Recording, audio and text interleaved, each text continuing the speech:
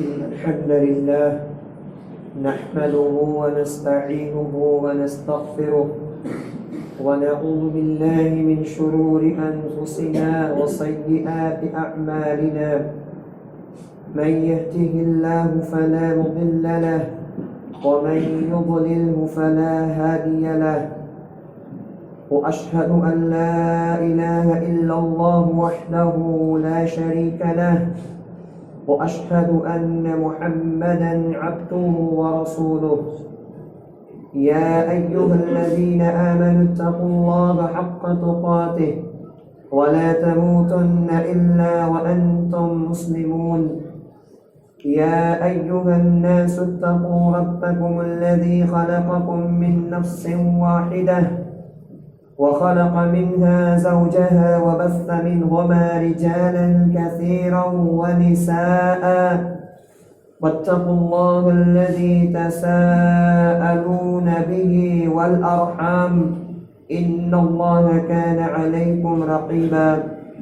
يا أيها الذين آمنوا اتقوا الله وقولوا قولا سديدا يصلح لكم أعمالكم ويغفر لكم ذنوبكم،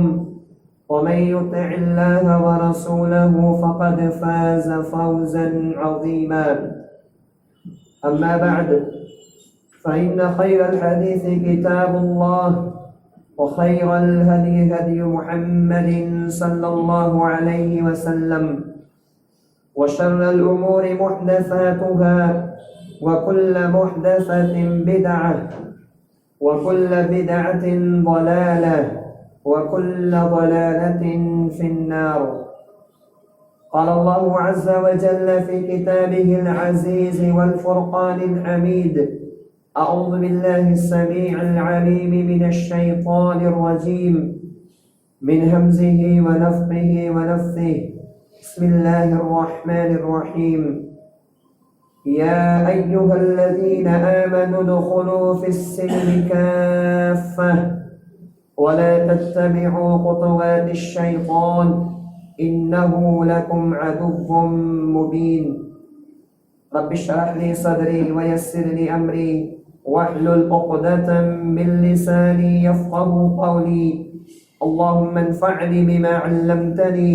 وعلمني ما ينفعني وزدني علما.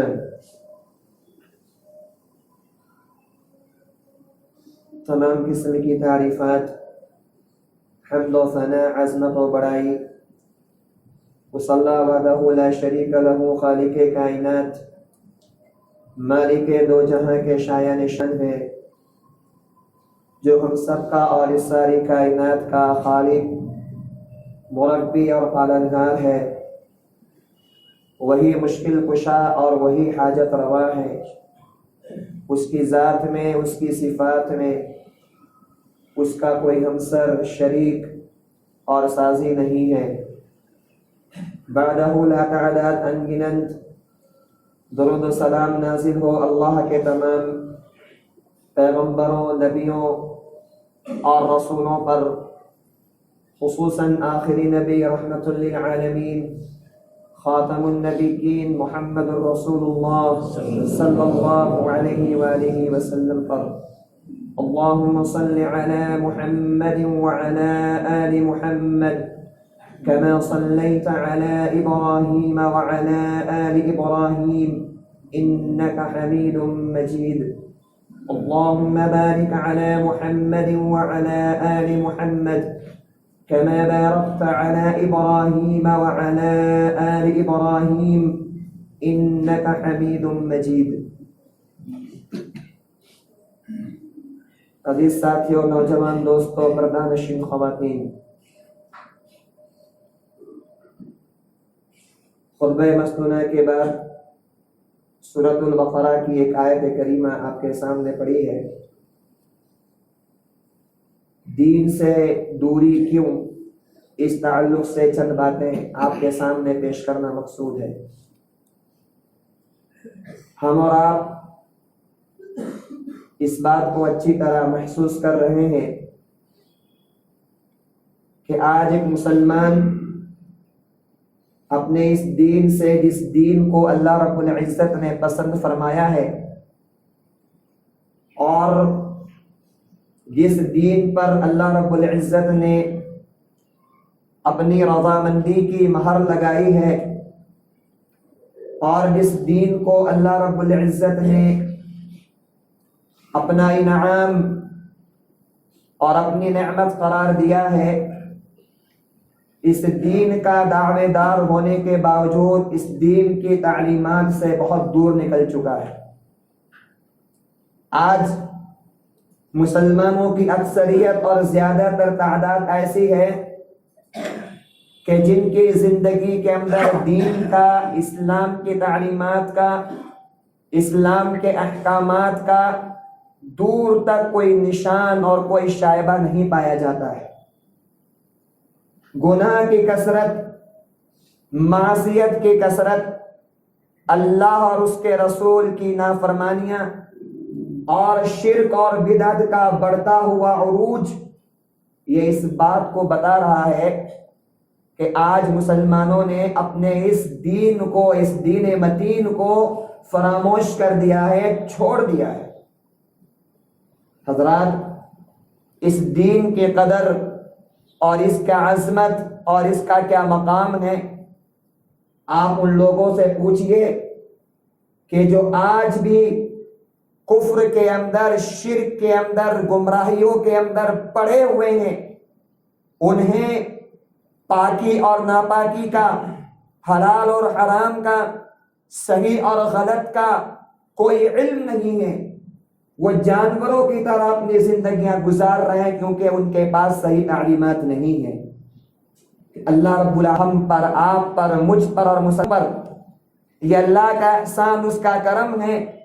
اللہ رب العالمین نے ہمیں ایک ایسا دین دیا ہے، ایک ایسا مذہب دیا ہے کہ جو مذہب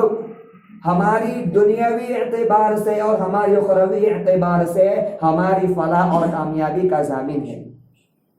جو اس دین پر مضبوطی سے جمے گا وہ دنیا کے اندر بھی فلاح یاب ہوگا اور اخروی زندگی کے اندر بھی اللہ رب العالمین کے یہاں کامیاب ہوگا۔ جو اس دین کی تعلیمات کو، اس کے ضوابط اور احکامات کو اپنی زندگی کے اندر نافذ کرے گا، اللہ سبحانہ و تعالیٰ اسے دنیا کے اندر بھی عظمت سے، مقام سے، مرتبے سے مالا مال فرمائے گا، اور اخروی زندگی کے اندر بھی اپنے بے تحاشا انعامات سے اللہ سبحانہ و تعالیٰ اس کا استقبال کرے گا۔ حضرات، دین سے ہم دور کیوں ہیں؟ یہ ایک بڑا سوال ہے۔ اس کے مختلف اسباب ہیں، اس کے مختلف وجوہات ہیں کہ آج مسلمانوں نے اپنے اس دین کو کیوں چھوڑ رکھا ہے۔ اور آج مصیبت کی بات تو یہ ہے کہ ہم نے دین کو صرف یہ سمجھ لیا ہے کہ نماز پڑھنا، روزہ رکھنا، زکوٰۃ دینا، حج کرنا، صدقہ و خیرات کرنا، یہی دین ہے۔ میرے بھائیو، ان مجموعے کا نام دین نہیں ہے۔ یہ دین کی اساس ضرور ہے، یہ دین کی بنیاد ضرور ہے، لیکن میرے بھائیو، دین اس چیز کا نام ہے کہ جو انسان کی زندگی کے سارے معاملات میں نافذ کیا جائے، چاہے وہ معاملہ انسان کے معاملات کا ہو، انسان کے کاروبار کا ہو، شادی بیاہ کا ہو، رشتہ داری کا معاملہ ہو، سفر کا معاملہ ہو، سونے، کھانے، پینے، بیٹھنے، یہاں تک کہ انسان کے قضائے حاجات کا معاملہ ہو، ان سارے معاملات میں اللہ رب العزت نے ہماری اور آپ کی رہنمائی فرمائی ہے، ہماری اور آپ کی توجہ اس کی طرف مبذول کرائی ہے۔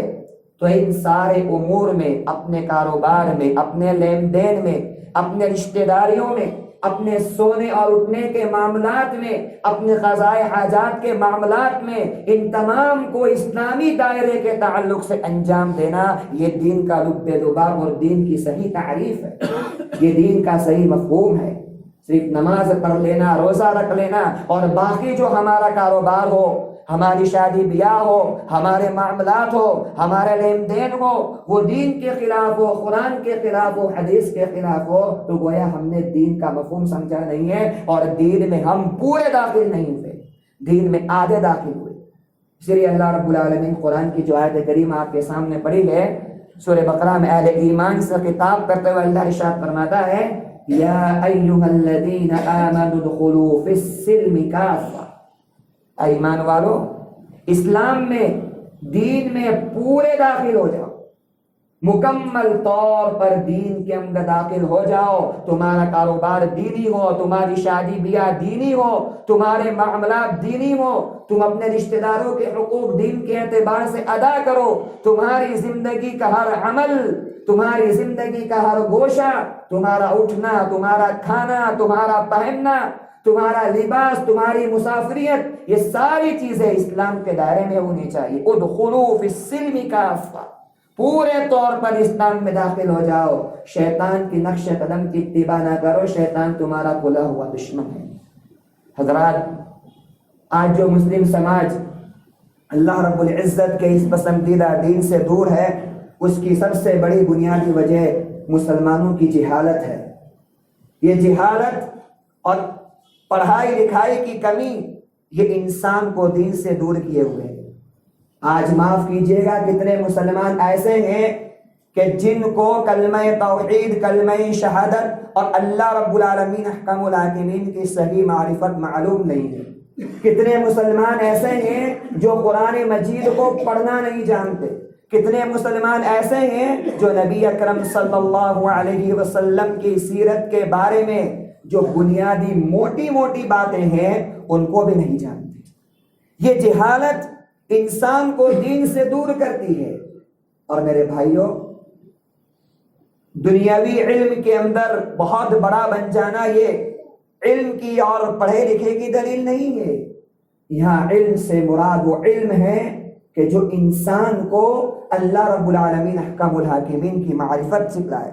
جو اس کو اللہ کے نبی صلی اللہ علیہ وسلم کی زندگی کے بارے میں اور آپ کی سیرت کے بارے میں آگاہ کرے۔ آج مسلم معاشرے اور سماج کے اندر بہت سارے پڑھے لکھے لوگ موجود ہیں، بڑے بڑے انجینئر ہیں، بڑے بڑے بلڈر ہیں، بڑے بڑے ڈاکٹر ہیں، اور بڑی بڑی ڈگریاں انہوں نے حاصل کر کے رکھی ہیں، اور لوگ انہیں سمجھتے ہیں کہ یہ بہت بڑا پڑھا لکھا ہے۔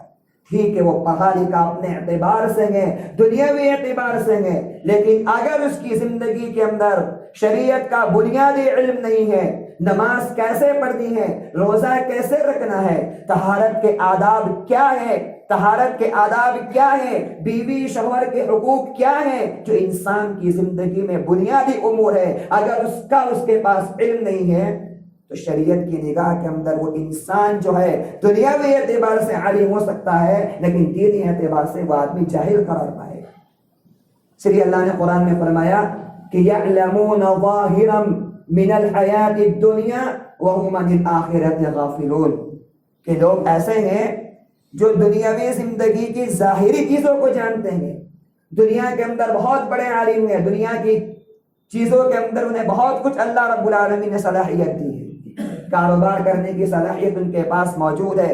اور جو ہے دنیا کے اندر جتنے امور ہو سکتے ہیں ان کے اندر، حساب و کتاب کے اندر وہ مہارت رکھتے ہیں، لیکن آخرت کے بارے میں، آخرت کی تیاری کے بارے میں یا شریعت مطہرہ کی جانکاری کے بارے میں وہ بالکل غفلت کا شکار ہے، غافل ہے۔ تو اللہ نے کہا یعلمون ظاہرا من الحیات الدنیا، دنیاوی زندگی کے ظاہری باتوں کو وہ جانتے ہیں لیکن آخرت سے وہ غافل ہے، تو حقیقت میں یہ لوگ جاہل۔ تو آج مسلمانوں کے اندر علم کا فقدان، علم کی کمی اور شریعت کے بنیادی مسائل سے ناواقفیت یہ ایک ایسا عظیم وجہ اور سبب ہے جس کی وجہ سے آج ہمارے سماج اور معاشرے سے دینداری ختم ہو چکی ہے۔ اور مصیبت کی بات تو یہ ہے کہ لوگ ناواقفیت ہونے کے باوجود اس کی طرف توجہ دینا، اس کو حاصل کرنا، اس کو سیکھنا، اس کے بارے میں معلوم کرنا، یہ بھی لوگ پسند نہیں کرتے، یہ بھی لوگ پسند نہیں کرتے۔ ٹھیک ہے، آپ کو نہیں معلوم، آپ سیکھیے، آپ جانکاری حاصل کیجئے، آپ معلومات فراہم کیجئے اپنے دین کے بارے میں۔ پنج وقتہ آپ اللہ رب العالمین احکام الحاکمین کے سامنے اپنے ماتھے کو ٹیکتے ہو، سر کو جھکاتے ہو، آپ کو نماز کیسے پڑھنی ہے اگر وہ طریقہ آپ کو نہیں معلوم تو آپ کی وہ نماز اللہ رب العالمین احکام الحاکمین کے یہاں کیسے قابل ہو سکتی ہے؟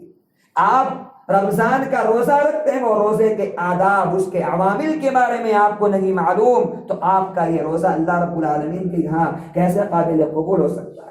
آپ زکوٰۃ ادا کرتے ہو، حج ادا کرتے ہو، صدقہ و خیرات کرتے ہو، اگر ان کی تعلیمات کے بارے میں آپ کو علم نہیں ہے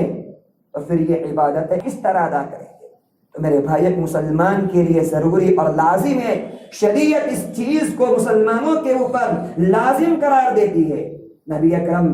صلی اللہ علیہ وسلم کی مشہور روایت آپ فرماتے ہیں، طلب العلم فریضۃ علی کل مسلم، کہ دین کے بنیادی امور کا علم حاصل کرنا ہر مسلمان کے لیے ضروری ہے،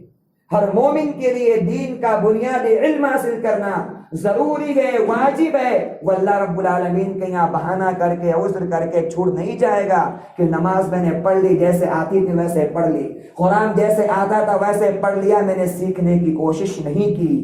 نماز سیکھنے کی میں نے کوشش نہیں کی، یہ عذر اللہ رب العالمین کے یہاں قابل قبول نہیں ہوگا، کیونکہ اللہ نے اس چیز کو مسلمانوں کے لیے ضروری اور واجب قرار دیا۔ تو آج یہ بڑھتی ہوئی جہالت اور علم کا فقدان، علم کی کمی، یہ مسلمانوں کی دین سے دوری کا بنیادی سبب اور اس کی سب سے پہلی وجہ ہے۔ اسی طریقے سے ایک مسلمان کا دین سے دور ہونا، اس کی دوسری بنیادی وجہ یہ ہے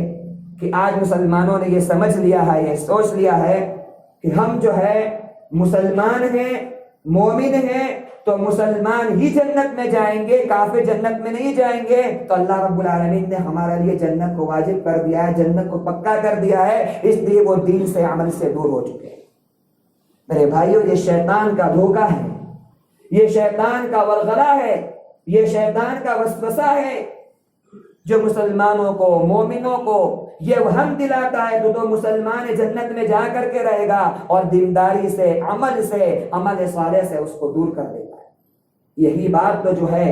آج سے پہلے دوسری قوموں نے، قوم یہود نے بیان فرمائی تھی کہ ہم تو یہودی ہیں، ہم تو نصرانی ہیں، ہم جنت میں جائیں گے، ہمارے علاوہ کوئی جنت میں نہیں جائے گا۔ اللہ رب العالمین نے ان کی تردید بیان کی قرآن کے اندر۔ سورہ بقرہ میں اللہ فرماتا ہے، وَقَالُوا لَن يَدْخُلَ الْجَنَّةَ إِلَّا مَنْ كَانَ هُودًا أَوْ نَصَارَىٰ تِلْكَ أَمَانِيُّهُمْ قُلْ هَاتُوا بُرْهَانَكُمْ إِن كُنتُمْ صَادِقِينَ بَلَىٰ مَنْ أَسْلَمَ وَجْهَهُ لِلَّهِ وَهُوَ مُحْسِنٌ فَلَهُ أَجْرُهُ عِندَ رَبِّهِ وَلَا خَوْفٌ عَلَيْهِمْ وَلَا هُمْ يَحْزَنُونَ۔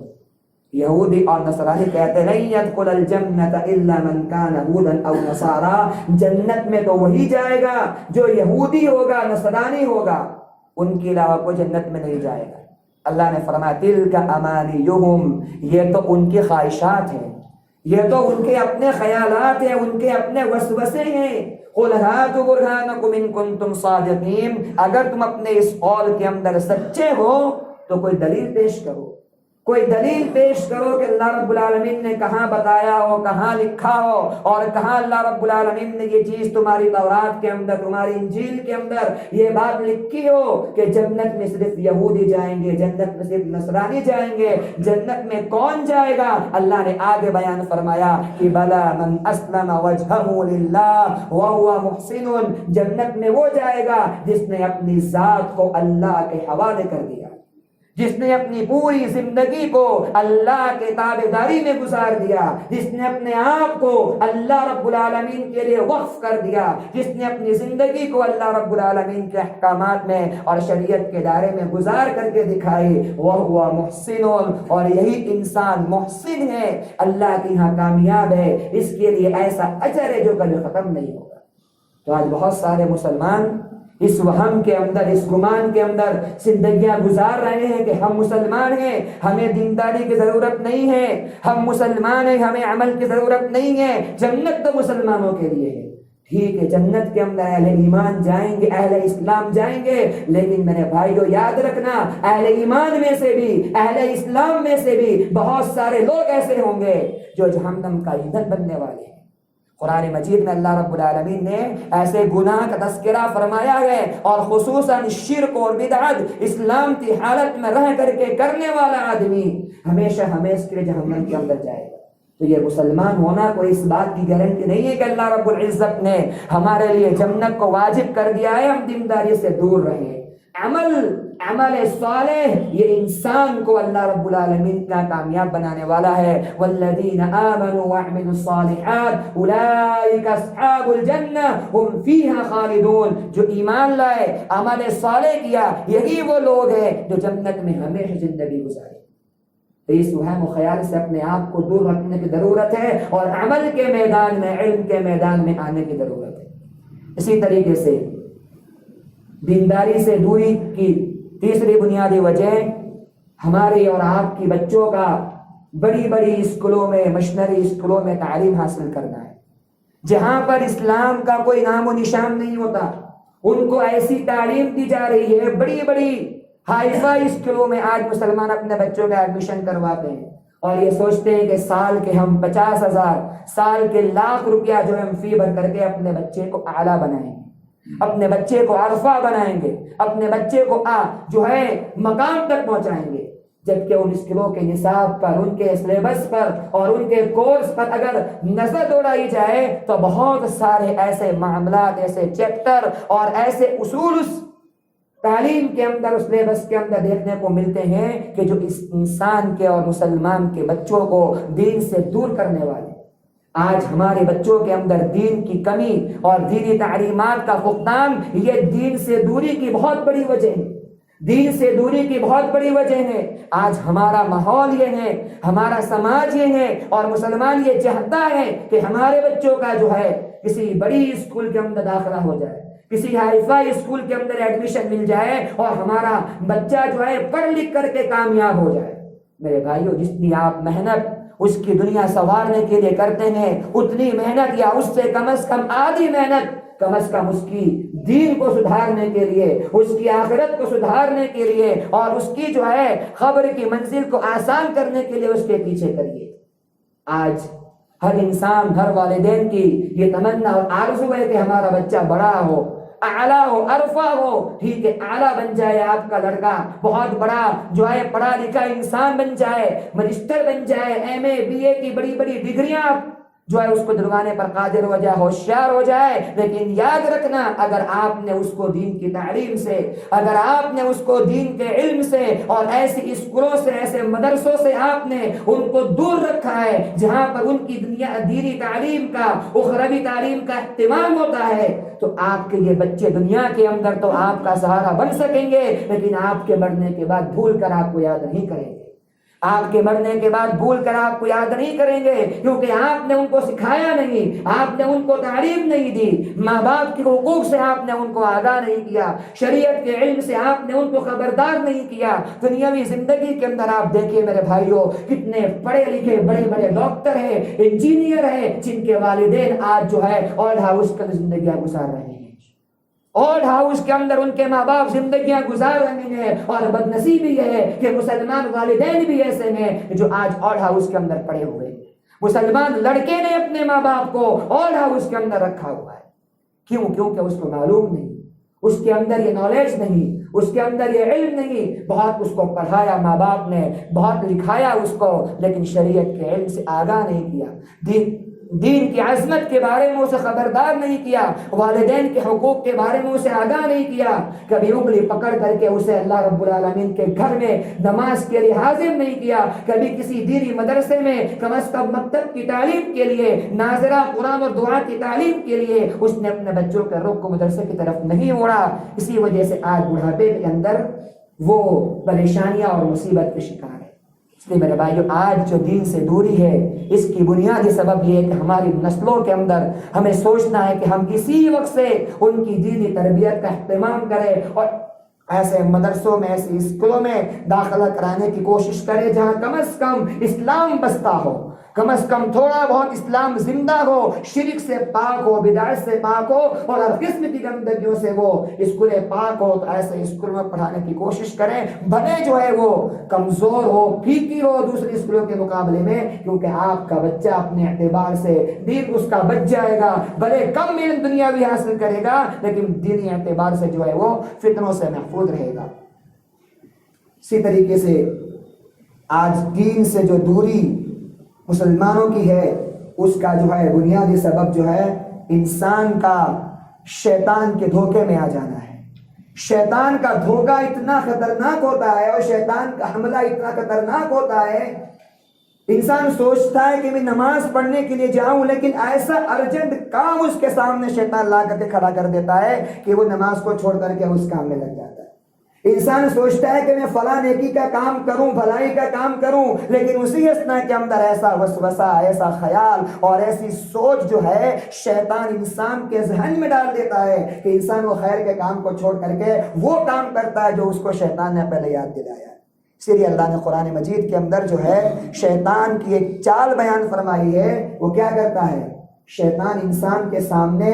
عمل کو، برائی کو مزین کر کے دکھاتا ہے۔ وَإِذْ زَيَّنَ لَهُمُ الشَّيْطَانُ أَعْمَالَهُمْ، شیطان انسان کے سامنے اس کے کام کو، اس کے عمل کو خوبصورت بنا کر کے دکھاتا ہے، برائی کو بڑی خوبصورت اس کے لبادہ اڑا کر کے، اس کو جو ہے بہترین شکل و صورت دے کر کے انسان کے سامنے پیش کرتا ہے، اور انسان سمجھ نہیں پاتا کہ یہ برائی ہے۔ ہو جاتا ہے برائی کا کام تب کو احساس ہوتا ہے، اگر احساس زندہ ہے تو، اگر احساس زندہ نہیں ہے تو میرے بھائیوں کو احساس بھی پیدا نہیں ہوتا۔ گناہ کر لیا اس کا احساس پیدا نہیں ہوتا، احساس اس کے اندر پیدا ہوتا ہے جس کا ایمان تھوڑا بہت بھی جانتا ہوتا ہے۔ اللہ نے قرآن میں مقام پہ فرمایا کہ أَفَمَنْ زُيِّنَ لَهُ سُوءُ عَمَلِهِ فَرَآهُ حَسَنًا، کیا وہ آدمی جس کے سامنے اس کی برائی کو، اس کے گناہ کے کام کو جو ہے خوبصورت بنا کر کے پیش کیا گیا، فَرَآهُ حَسَنًا، تو اس برائی کو جو ہے وہ بڑا خوبصورت دیکھتا ہے۔ آج دیکھیے سماج اور معاشرے کے اندر جو خلاف شریعت، شرک وغیرہ کے جو کام ہوتے ہیں، اور وہ تہوار جو اسلامی نام سے منائے جاتے ہیں جس کا شریعت کے اندر کوئی دخل نہیں ہے، شیطان نے انہیں کیا کیا ہے؟ دین کا لبادہ اوڑھ کر کے لوگوں کے سامنے، اوڑھا کر کے اس کے سامنے پیش کیا کہ یہ دین کا حصہ ہے، لوگ اس کو کر رہے ہیں، ثواب سمجھ کے کر رہے ہیں۔ یہ شیطان کی اتنی بڑی چال ہے کہ گناہ بھی کروا رہا ہے، معصیت بھی کروا رہا ہے، خلاف شریعت کام بھی کروا رہا ہے، اور پھر انسان کو وسوسہ دلا رہا ہے کہ تجھے گناہ نہیں ملے گا، تجھے ثواب ملے گا، تجھے گناہ نہیں ملے گا، تجھے ثواب ملے گا۔ یہ شیطان کی چال ہے۔ اسی لیے اللہ رب العالمین نے قرآن میں کہا ان الشیطان لکم عدو فاتخذوہ عدوا، یہ شیطان تمہارا دشمن ہے، تمہارا عدو ہے، اس کو دشمن خیال کرو، اس کو دشمن سوچو، اس کے وسوسے میں، اس کے بہکاوے میں آ کر کے اپنے آپ کو دین سے دور مت کرو۔ تو آج مسلمانوں کا یہ حال ہے کہ شیطان ان کے اوپر قابض ہو چکا ہے، شیطان ان کے نفس پر حاوی ہو چکا ہے، اس وجہ سے وہ دین سے دور ہے۔ میرے بھائیو، شیطان کو دور کرنے کے لیے ہمارے اور آپ کے لیے ضروری ہے کہ اپنے آپ پہ کنٹرول رکھیں، اپنے آپ پہ کنٹرول رکھیں۔ انسان کے نفس کو بڑا مضبوط بننا پڑے گا اس معاملے کے اندر، انسان کو اپنے آپ کو بڑا مضبوط اور بڑا ہوشیار اور بڑا چاک اور چوبند بنانا پڑے گا شیطان کو ہرانے کے لیے، ورنہ اس کی چالیں ایسی ہیں جو اچھوں کو بہکا کر کے صراط مستقیم سے ہٹا کر کے گمراہی کے راستے پر لا کر کھڑا کرتی ہے۔ نبی اکرم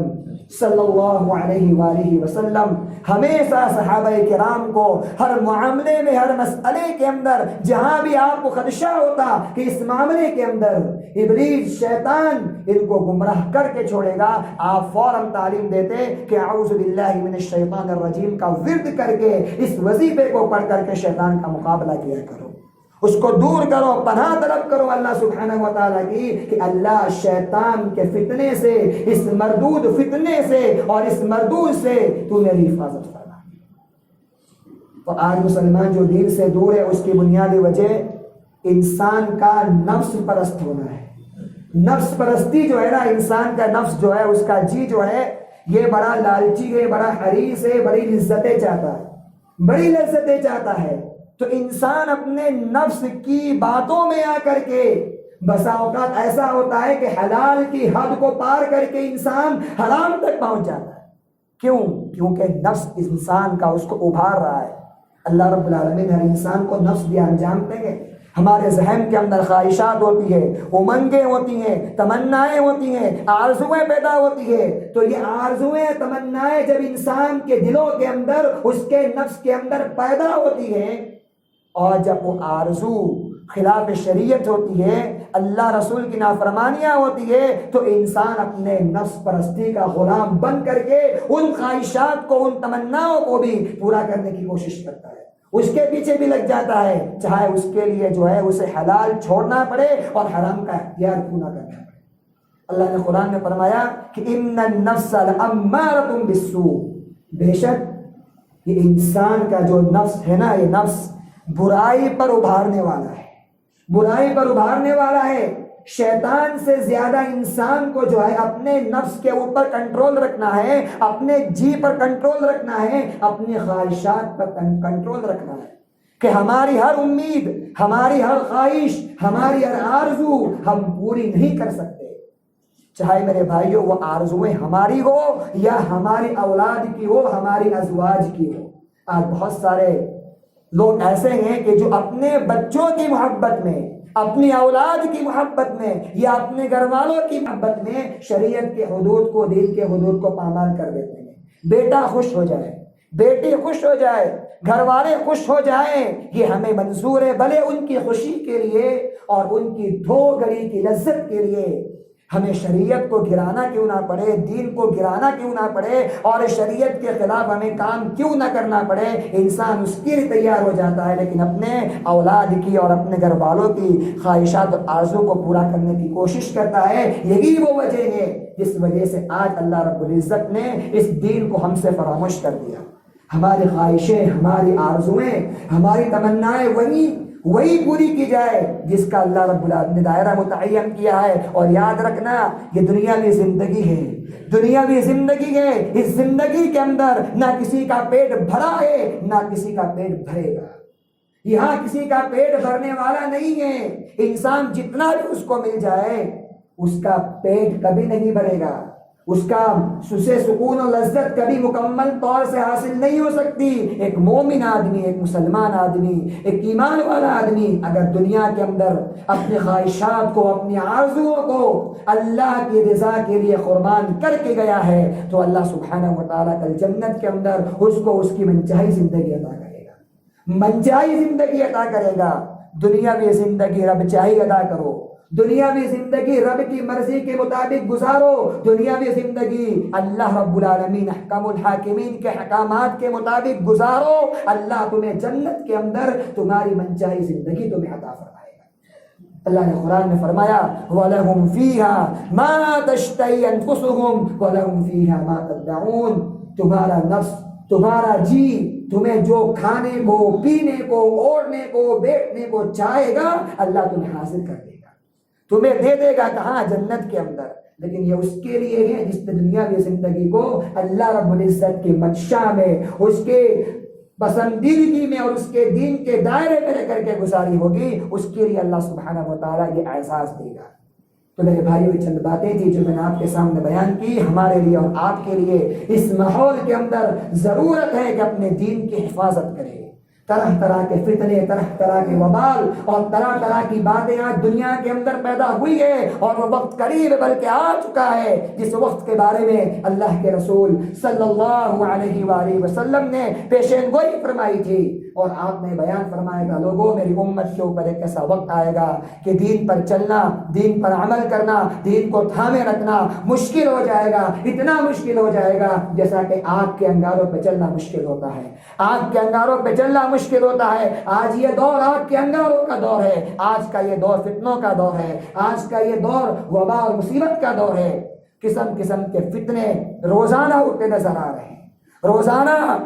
قسم قسم کی باتیں اسلام کے خلاف، نبی کے خلاف، شریعت کے خلاف لوگ شو سے چھوڑ کے جا رہے ہیں، مسلمانوں کے جذبات سے کھلواڑ کیا جا رہا ہے۔ اس ماحول کے اندر میری اور آپ کی امت مسلمہ کی ذمہ داری ہے کہ صبر کا دامن تھام کر کے اپنے آپ کو سب سے پہلے دین کی راہ پر لانے کی کوشش کرے، اپنی اصلاح کرے، ہماری اصلاح ہوگی، ہم دین پر آئیں گے، اوپر سے اللہ کی مدد کا نزول انشاءاللہ شروع ہو جائے گا۔ رب ان ظالموں کو، ان بھونکنے والوں کو، ان بکنے والوں کو جو کبھی قرآن کے خلاف بولتے ہیں، کبھی نبی کے خلاف بولتے ہیں اور کبھی اسلام کے خلاف بولتے ہیں، اللہ سبحانہ و تعالیٰ ان سے نپٹے گا۔ ہماری ذمہ داری ہے کہ ہم اپنے آپ کو دیندار بنائے، دین پر اپنے آپ کو جمع کر کے دکھائے اور شریعت کے جو بنیادی اصول ضوابط ہیں، جو احکامات ہیں، ان احکامات کو اپنی زندگی میں نافذ کرنے کی سعی کرے، کوشش کرے اور اس کو نافذ کر کے اپنے آپ کو دنیا کے سامنے پکا اور سچا مسلمان بنا کر کے پیش کرے۔ اللہ سے دعا ہے کہ اللہ میں کہنے سننے سے زیادہ عمل صالح کی توفیق عنایت فرما،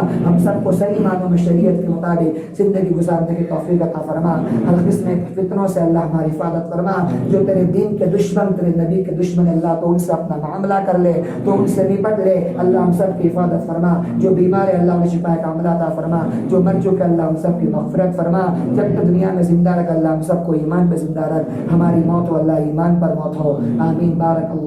بارك الله لنا ولكم في القرآن العظيم ونفعنا وإياكم بالآيات والذكر الحكيم واستغفروه إنه هو الغفور الرحيم.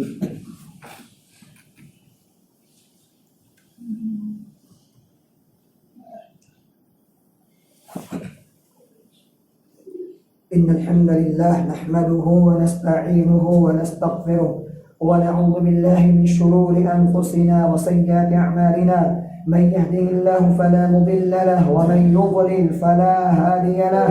وأشهد أن لا إله إلا الله وحده لا شريك له، وأشهد أن محمدا عبده ورسوله. إن الله وملائكته يصلون على النبي يا أيها الذين آمنوا صلوا عليه وسلموا تسليما. اللهم صل على محمد وعلى آل محمد كما صليت على إبراهيم وعلى آل إبراهيم إنك حميد مجيد. اللهم بارك على محمد وعلى آل محمد كما باركت على إبراهيم وعلى آل إبراهيم إنك حميد مجيد. عباد الله رحمكم الله، إن الله يأمر بالعدل والإحسان وإيتاء ذي القربى وينهى عن الفحشاء والمنكر ولذكر الله أكبر والله يعلم ما تصنعون.